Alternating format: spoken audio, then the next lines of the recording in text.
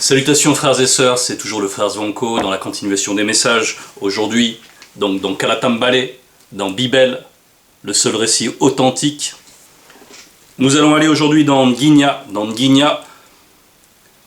donc connu sous le nom d'Ézéchiel dans les Bibles contemporaines qui sont bourrées d'erreurs, qui sont bourrées de contradictions, d'injustice, d'iniquité, d'impureté. Aujourd'hui donc, c'est dans Ngigna que nous allons, et c'est sous-titré Ngigna, la puissance pour la prise de contact. La puissance pour la prise de contact. Très bien. Et là, on va plonger directement dans la prophétie, car Ngigna était un Mutopeda Mundi. Et donc, Ngigna parle ici et dit, dans le chapitre 11 au verset 14, « Et Mutatedi, l'entité, m'adressa la parole en ces mots. » Deux points. Donc là, il nous transfère le message qui vient, le message authentique de vérité qui annonce les choses à venir. Je rassemble, donc deux points, ouvrez les guillemets, je rassemblerai spirituellement du milieu du continent, avec un C majuscule, les non-initiés des autres territoires qui regrettent et qui souffrent d'être éloignés du verbe de Tété, mais qui n'ont point le pouvoir de sortir d'eux-mêmes de cette servitude. Bon, je rassemblerai spirituellement. Donc il ne s'agit pas de rassembler physiquement tout le monde dans un même endroit, du milieu du continent. Pourquoi du milieu? Le milieu, ça symbolise un centre, donc ça symbolise le cœur du continent, un endroit d'où émane une fréquence, une pulsation qui va se propager à tout le reste du territoire.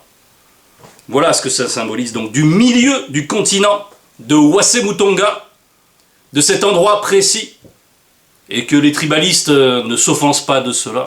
Ils sont tous les descendants de Moto qui est l'ancêtre Sawa, l'homme originel. Et lui-même est un centre, vivait aussi dans le visible, en cet endroit. Et c'est demeuré le centre du pouvoir spirituel dans le visible. C'est comme ça que ça a été établi. Donc les tribalistes, gardez vos disputes charnelles, gardez vos mythologies qui ne servent à rien. Il y a un seul centre, un seul milieu. Et tout le monde émane de cette même source. Donc il n'y a pas lieu de division en cela. Vous êtes tous des Sawa. Donc, je rassemblerai spirituellement du milieu du continent les non-initiés des autres territoires qui regrettent et qui souffrent d'être éloignés. Qu'est-ce qu'il y a dans ce regret et dans cette souffrance? D'être éloigné du verbe de Tété. Qu'est-ce qu'il y a? C'est qu'il y a une détresse pour ces personnes. Il y a une nostalgie. Une nostalgie ancestrale, celui de vouloir reconnecter avec la source, mais ils en sont incapables uniquement par eux-mêmes, comme il est dit dans la suite du verset, mais qui n'ont point le pouvoir de sortir d'eux-mêmes de cette servitude. Donc ils sont dans un état de servitude. Pourquoi? Parce que cette source-là, ils en sont coupés parce qu'ils ignorent une partie, ou la totalité, pour certains, dans notre époque, de leur origine, de qui ils sont, de leur identité. Bien. En fait, on va s'apercevoir ici que c'est une prophétie qui parle pour plusieurs temps, qui est valable pour le temps de Ngigna, qui est valable pour le temps de Jokisabe, qui est le premier-né de la création, le Messie, et du temps aussi du libérateur Muwunjidi, Zululasa.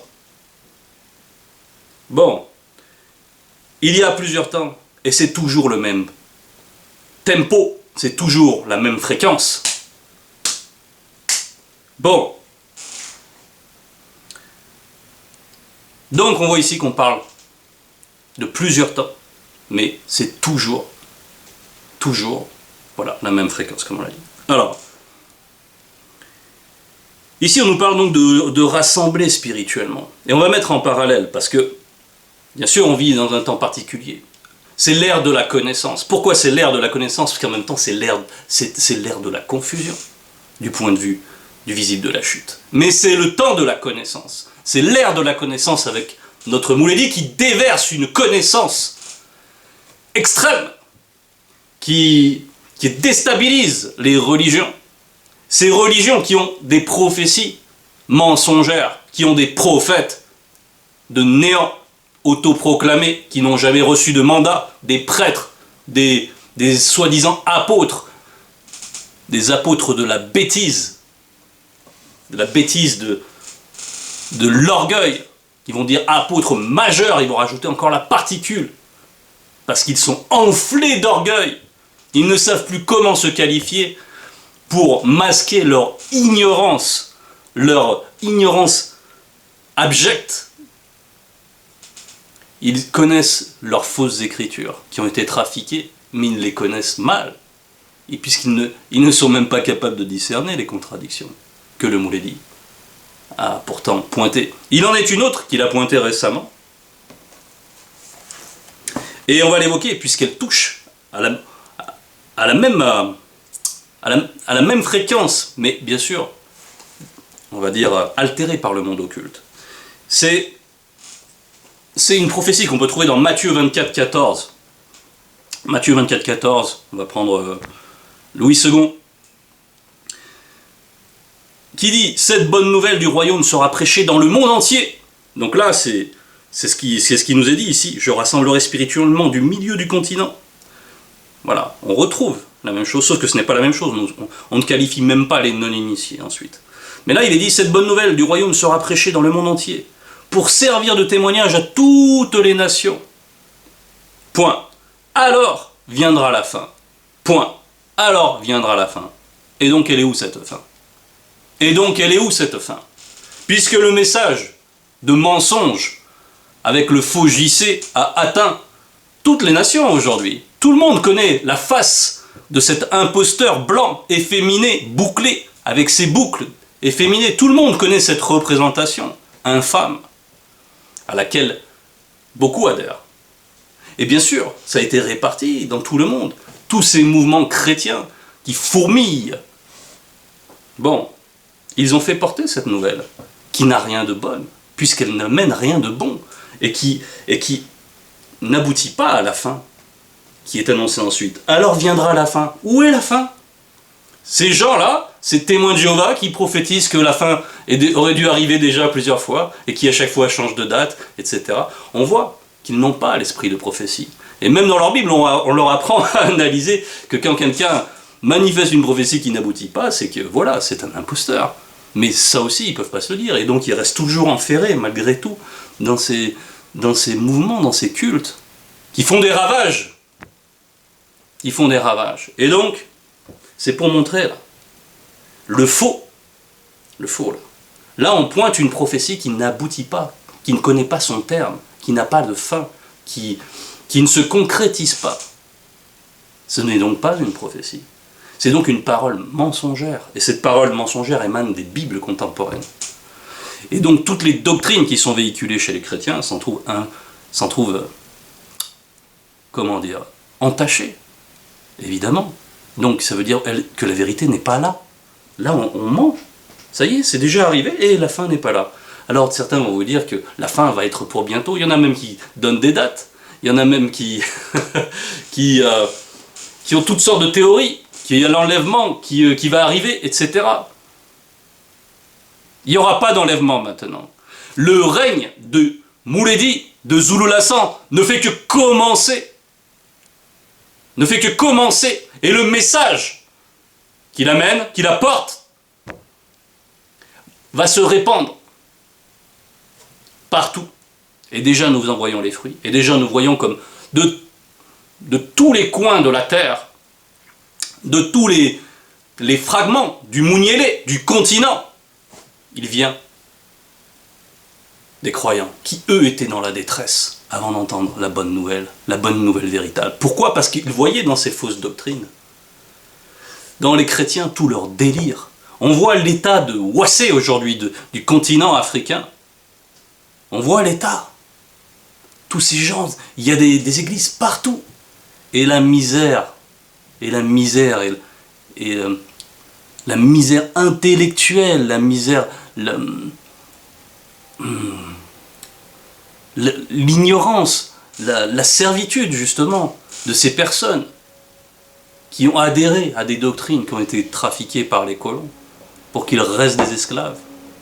Déjà à l'époque physiquement, et puis si possible ils renouvelleront cela. Bon, on vit un temps particulier, donc en cela ils sont exemptés, mais ils sont toujours des esclaves mentaux et spirituels. Et ils se repaissent de ça. Et qu'est-ce qui change, encore une fois? Où est la fin de ces choses? Où est la bonne nouvelle par rapport à tout cela? Qu'est-ce qui s'améliore? Où est l'édification? Où est l'affranchissement? Il n'y en a pas. Donc posez-vous la question. Il n'y a point d'effet sans cause. Donc il y en a parmi eux qui se posent des questions. Ce sont ceux-là qui souffrent d'être éloignés du ver de l'Oba. Parce qu'ils voient que ça cloche, ça sonne faux. Les promesses n'aboutissent pas à des choses concrètes. Il y a donc tromperie. Et ces gens-là voient, il y a certaines personnes qui voient cela. Et qui sont désireuses de revenir à la spiritualité authentique, désireuses de connaître l'Oba, l'unique créateur, de connaître la vérité pure, non altérée. Bon, voilà. Verset 15. Je leur donnerai un même cœur, et je mettrai en eux le pouvoir du mystère de la libération. De la libération. Je leur donnerai un même cœur. Donc, dans ce même cœur, c'est-à-dire une même disposition. Et là, on retrouve la notion de cœur, le centre, qui est le thème, vraiment, du message d'aujourd'hui. C'est ce qui passe par le centre. Donc, je leur donnerai un même cœur, une même disposition, parce que le cœur, certes, va représenter l'âme à certains moments, mais le cœur, c'est un lieu de transit aussi, où s'articulent l'âme, l'esprit et le corps. Donc, je leur donnerai un même cœur, et je mettrai en eux le pouvoir du mystère de la libération. D'accord. Quel est ce pouvoir du mystère de la libération? Le pouvoir du mystère de la libération, c'est cette capacité à adhérer à la vérité, à la reconnaître, à la discerner. Et pour cela, il faut déjà avoir manifesté des regrets par rapport à ce qu'on a dit dans le verset 14, qui regrette et qui souffre. Pourquoi? Parce qu'il voit l'injustice partout, il voit que du délire partout, et ils se sentent perdus au milieu de tout cela. Donc là, quand on manifeste la connaissance, parce que c'est cela le pouvoir du mystère de la libération, ça passe par la connaissance de la vérité et la capacité à la discerner et à l'accueillir. C'est pour ça qu'il faut qu'ils aient un même cœur. Ça va représenter la bonne terre pour accueillir la semence. Bon. J'ôterai spirituellement de leur corps le cœur rempli de méchanceté comme celui des blancs et des sans-mêlés. Et je leur donnerai un cœur combatif. J'ôterai spirituellement de leur corps le cœur rempli de méchanceté comme celui des blancs et des sans-mêlés. Bien, ce cœur rempli de méchanceté, c'est une condition particulière. C'est, on va dire, ce qui tend à faire pencher vers les mauvais désirs, la convoitise des choses mauvaises du visible, l'amour du péché, des choses impures, illicites par rapport à la vérité, par rapport au Verbe et à ses lois, à ses commandements. Bon. Donc, j'ôterai spirituellement de leur corps le cœur rempli de méchanceté. On va étayer un petit peu, on va aller dans l'évangile caché de Kudwanemoula, au chapitre 23, et qui nous dit au verset 14, « Malheur au corps qui ne dépend que de l'âme, malheur à l'âme qui ne dépend que du corps. » Et quand on reprend ce passage-là, j'ôterai spirituellement de leur corps le cœur rempli de méchanceté. On dit bien spirituellement, il ne s'agit pas de faire une ablation du cœur. Il ne faut pas comprendre charnellement les choses. Bon, j'ôterai spirituellement de leur corps, le cœur rempli de méchanceté. C'est ce cœur-là. Malheur au corps qui ne dépend que de l'âme. La conscience de l'âme et la conscience du corps. Donc, qui ne dépend que de l'âme. C'est-à-dire qu'il n'y a pas le lien avec l'esprit. Parce qu'il y a les trois êtres. Et dans ce verset, on cite 3 fois le cœur pour signaler cette tridimensionnalité qui est propre à la vie de l'esprit. Mais ceux qui sont dans les fausses doctrines, ils ont leur esprit enténébré, contaminé. Pourquoi? Parce qu'ils sont prisonniers aussi du péché. Parce qu'ils ont des mauvais désirs qu'ils veulent conserver. Ils ne veulent pas changer véritablement leur vie. Ils ne veulent pas réellement la sanctification. Ils ne désirent pas la sainteté. Donc, ils demeurent prisonniers. Ce sont des prisonniers volontaires. Ils aiment leur servitude. Ils aiment leur péché.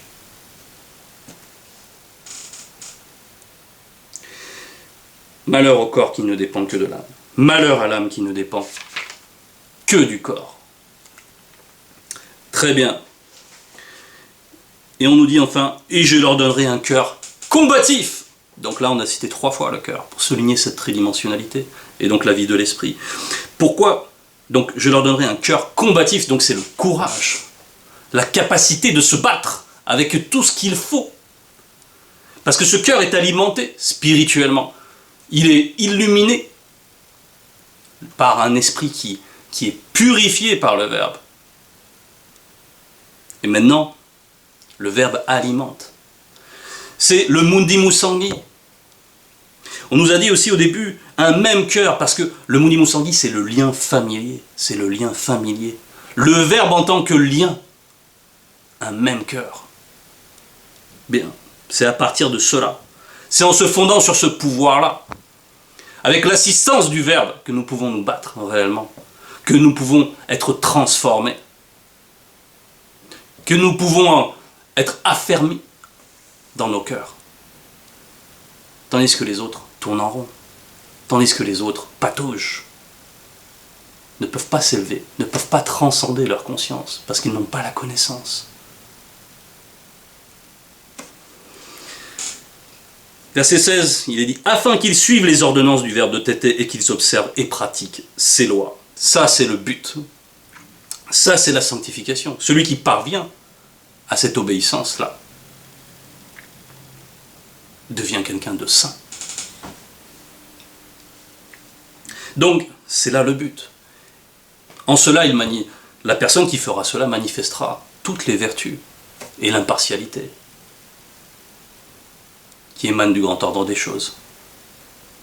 Le mundi musangi, sous toutes ses facettes. Voilà ce que nous désirons. Nous désirons vraiment la sainteté, dans Ebassi, dans l'église véritable, dans la bergerie. C'est ce à quoi nous travaillons. C'est notre fierté. C'est notre plus grand amour. Et oui, cette combativité, elle est liée à l'amour de la vérité. Donc celui qui aime la vérité, vient au Mouledi, vient à Zululassan. Il est attiré, aimanté par cette fréquence. Et il est appelé. Pam, pam, pam.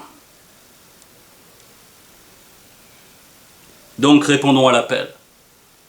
Mais maintenant, au verset 17, « Mais pour ceux dont le cœur se plaît à leurs idoles et à leurs abominations, Munima Beko Kisedi fera retomber leurs œuvres sur leur tête. » Donc, il y a cette complaisance, et leur mauvais cœur, ceux qui veulent garder leur mauvais cœur, ceux qui veulent continuer à vivre dans la fraude, dans le mensonge, qui veulent continuer à adhérer à des fausses doctrines. Celui qui adhère, il reconnaît qu'il y a quelque chose qui est plus grand que lui et il se soumet. Donc, il y a ceux qui se soumettent au Verbe, qui se soumettent à la vérité, et il y a ceux qui se soumettent aux fausses doctrines et aux mensonges pour demeurer dans leur travers, parce qu'ils ne veulent pas vraiment changer. Ils aiment se montrer dans leurs églises, ils aiment délirer tous ensemble, ils pensent qu'ils sont animés, ils sont animés par des démons, ils parlent des langues de démons, et quoi? Et qu'est-ce qui change dans leur vie? Ils sont toujours aussi répugnants dans leurs œuvres, dans leurs aspirations, dans leurs sentiments. Parce qu'ils n'ont pas les sentiments du Verbe, de l'Oba, l'unique créateur. Ils sont toujours enferrés, ils sont toujours prisonniers. Donc, ils se plaisent à leurs idoles et à leurs abominations, ils se plaisent dans leur JC, ils se plaisent dans ces personnages fictifs.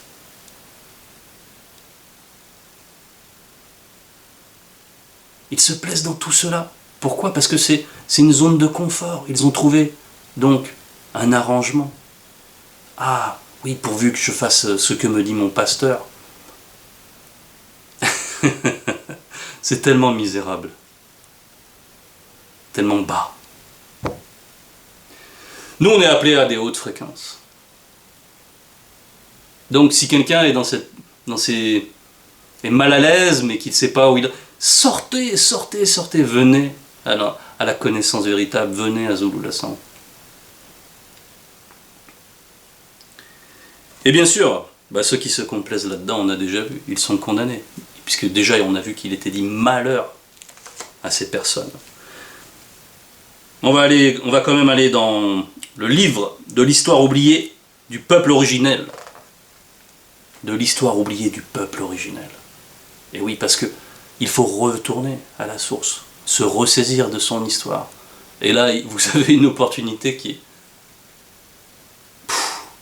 C'est la manifestation de la grâce, véritable, qui vous instruit sur qui vous êtes en tant que peuple noir, sur votre noblesse intrinsèque, génétique. Donc nous allons aller dans ce livre mystérieux, livre de l'histoire oubliée du peuple originel, 5 verset 74, qui parle de cela. Ces fausses croyances, là le titre c'est les faux Christ, le titre de ce passage, ces fausses croyances profondément implantées dans les consciences collectives se manifesteront par la porte de l'esprit de tous ceux qui périssent, n'ayant point reçu de l'amour de la vérité. Et la force qui va avec, bien sûr. Virgule, pour être sauvés à cause de leur rébellion et leur idolâtrie. Il y a la rébellion et il y a l'idolâtrie. Il y a les deux ensemble. S'ils aiment tant les idoles, c'est pour bien garder leur rébellion en eux. Ils n'aiment pas la vérité, ils n'aiment pas pratiquer ce qui est bon, ils n'aiment pas pratiquer ce qui est juste. Ils aiment l'iniquité. Ils aiment jouir des choses personnellement, de manière égoïste, de manière bornée, avec une vision étriquée, une vision charnelle strictement. Et alors ils se donnent des airs spirituels en faisant des simagrées, en jouant des rôles, en rentrant dans des transes auto-suggérées. Vous êtes les jouets des démons. Bien, ceux qui se plaisent à cela, vous avez votre libre arbitre. Mais il y a aussi un lot, il y a aussi un salaire pour cela. C'était le message. Toute gloire à l'Oba seul.